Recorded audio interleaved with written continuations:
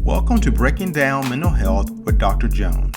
In these educational videos, Dr. Jones will discuss mental health diagnosis, clinical supervision, using technology in counseling, multiculturalism, and many other topics to help you get a healthy understanding of why mental health is important. Please don't forget to like, subscribe, and hit the notification button if you enjoy these videos. Black Dignity in a World Made for Whiteness. This is a book that is written by Austin Channing Brown, and so I want to remind you to please make sure that you are purchasing this book and reading it prior to watching these videos so you can have a better understanding of the context of where I'm coming from and where the author is coming from as well. In this video, we'll be covering chapter 11 and 12 of this book. Continue our thoughts on integration in the workplace. What does it look like to integrate the teachings from her book when we're talking about our relationship with clients, also our relationship with coworkers, and also with managements in the companies that we are in. In this chapter, she talks about a God for the accused. For many people, especially if they're non-religious, this is probably one of the more difficult chapters to read just because of Austin Brown's viewpoints on God and just her belief in God as well. And I want to encourage you to stick with me through this video as I talk about it, because I think there's a lot of things that can be learned from her, regardless of what your faith background or your faith perspective is. And so she talks about how God approaches those who are accused and how God deals with those who are accused, and with that, how that reflects in her faith when she does the exact same thing.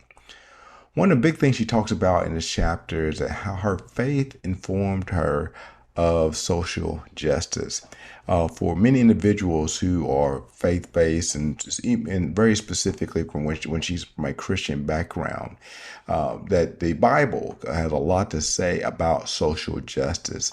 It has a lot to say about helping the poor. It says a lot about helping those who are not able to help themselves. It talks about doing unto others as you want done unto you.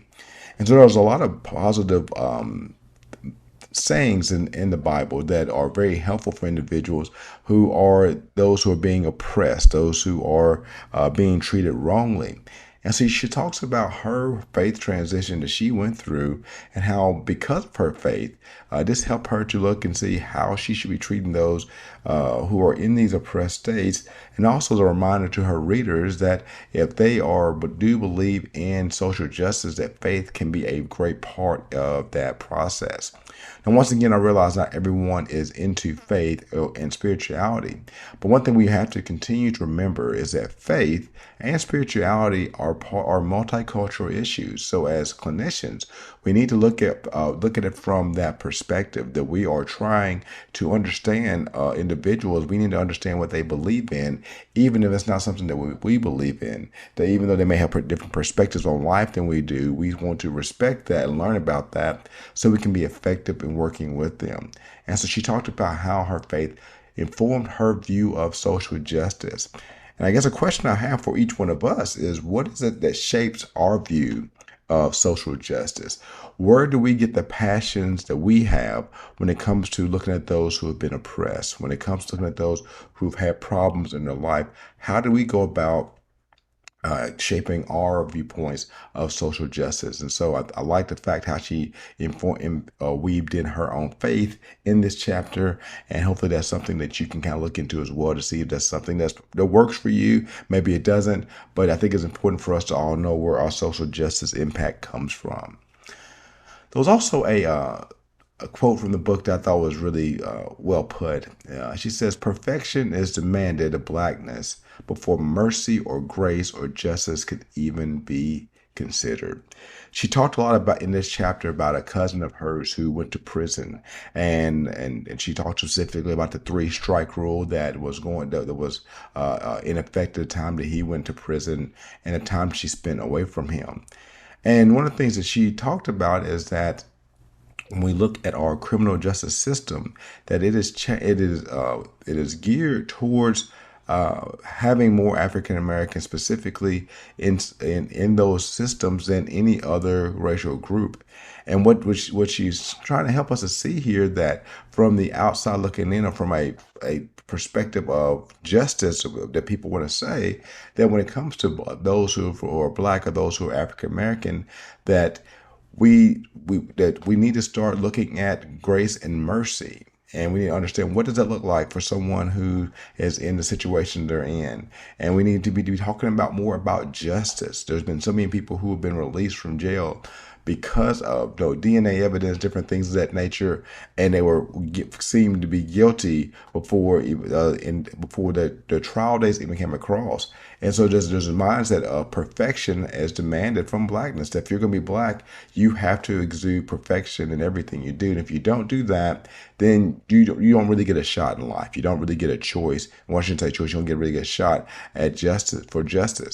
And so she feels like that this is something that is something that we should be working towards in the work that we do when it comes to our clients. How much grace and justice and mercy are we showing towards our clients when they come in and speaking about some of the things that they are going through, or the trials and tribulation they deal with?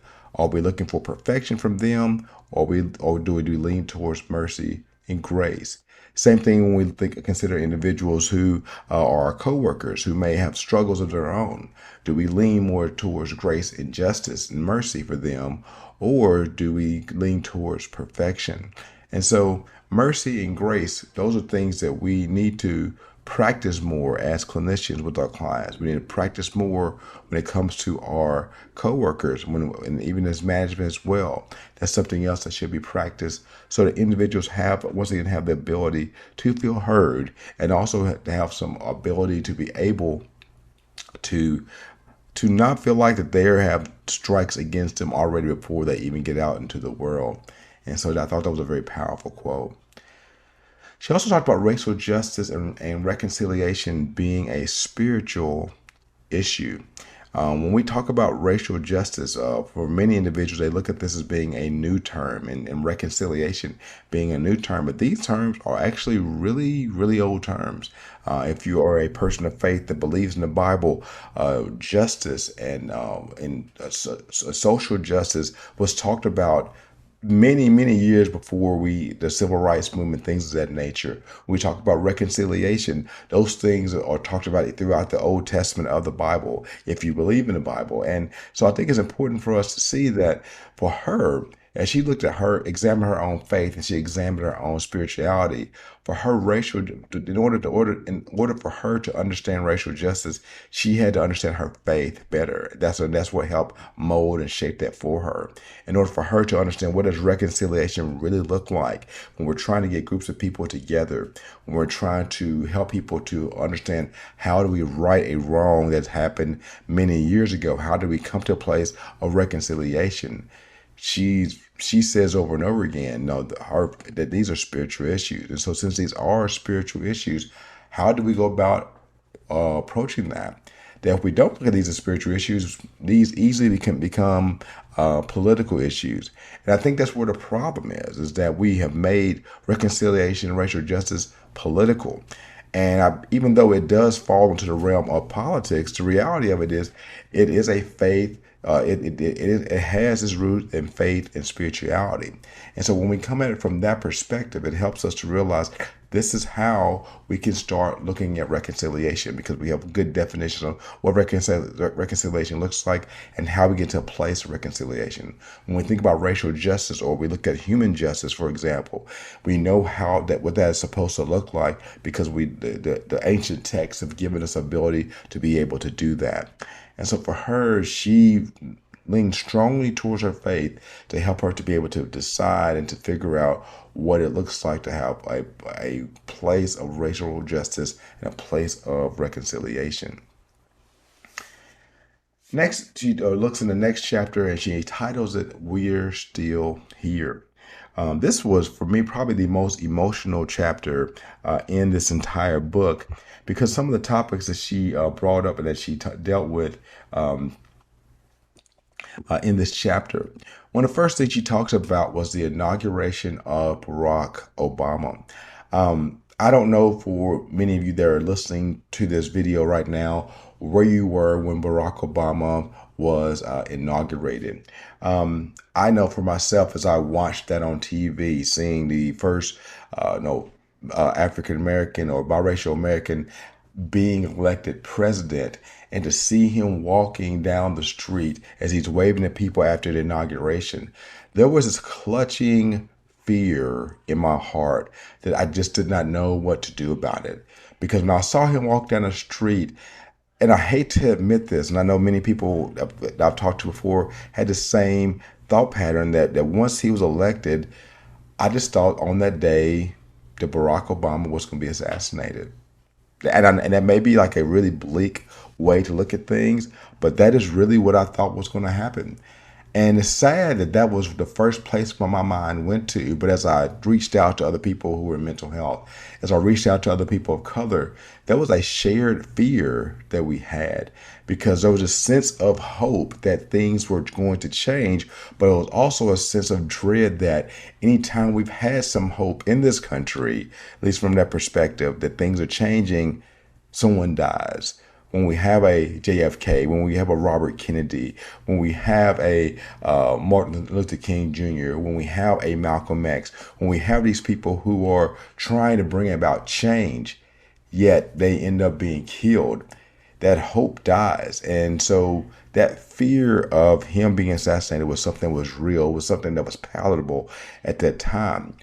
And so she talks about her thoughts and feelings about around the inauguration of Barack Obama. Then she gets into the situation that went on in Ferguson with the killing of Michael Brown. This was the unarmed teenager who was shot and killed.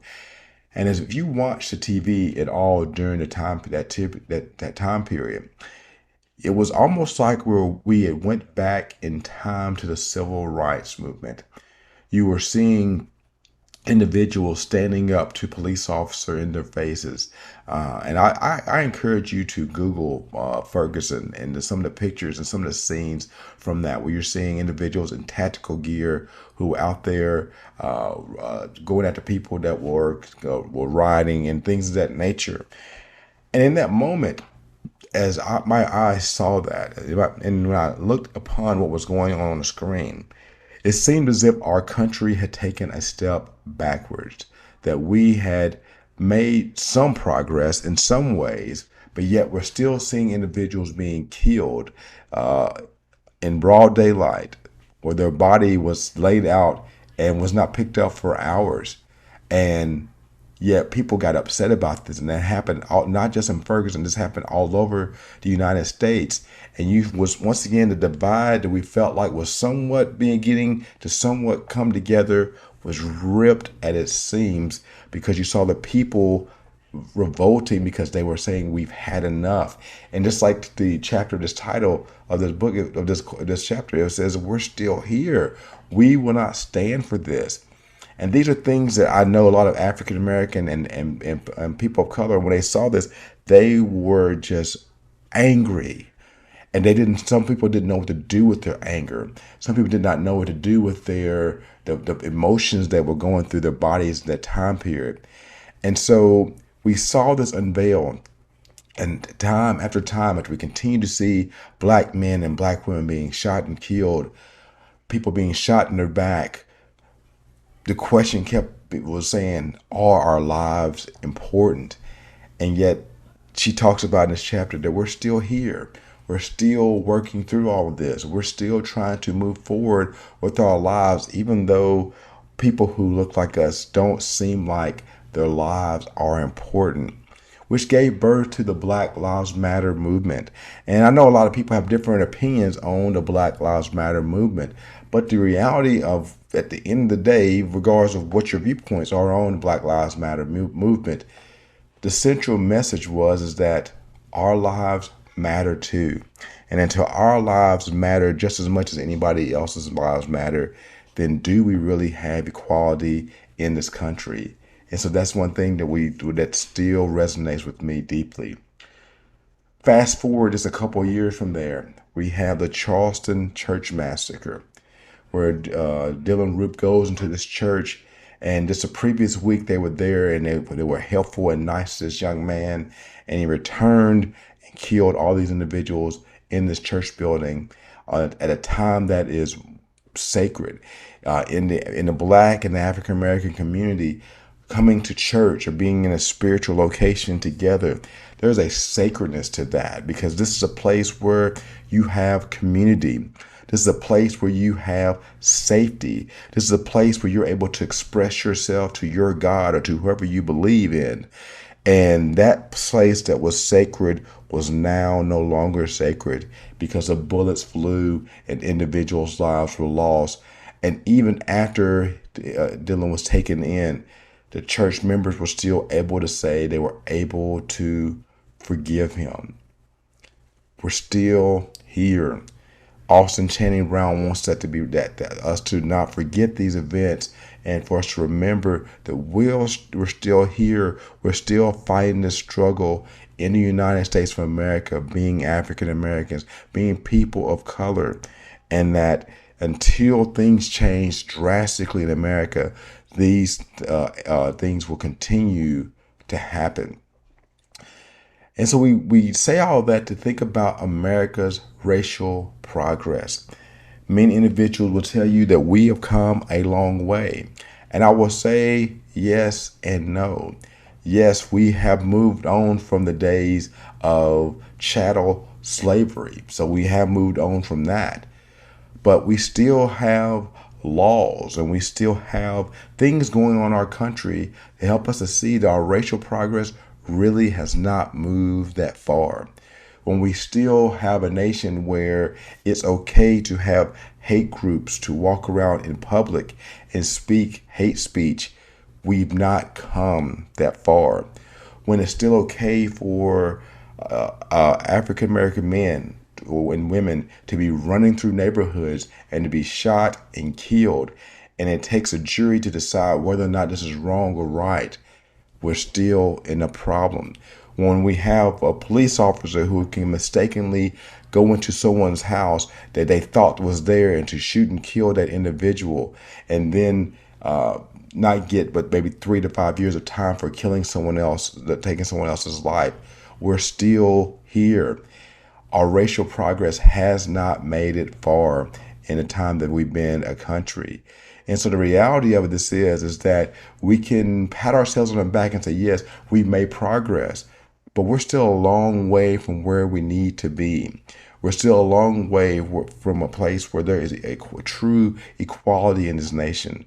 We're still a long way from where it's normalized for us to see people in the counseling world or in any aspect of our world that we have, where it's normalized to see Black and brown faces in leadership, Black and brown faces in the classroom, Black and brown faces in the counseling room. We're still struggling in that area. And so we still have a lot of progress that we need to move in. Also, she talks about how Jim Crow is alive and well.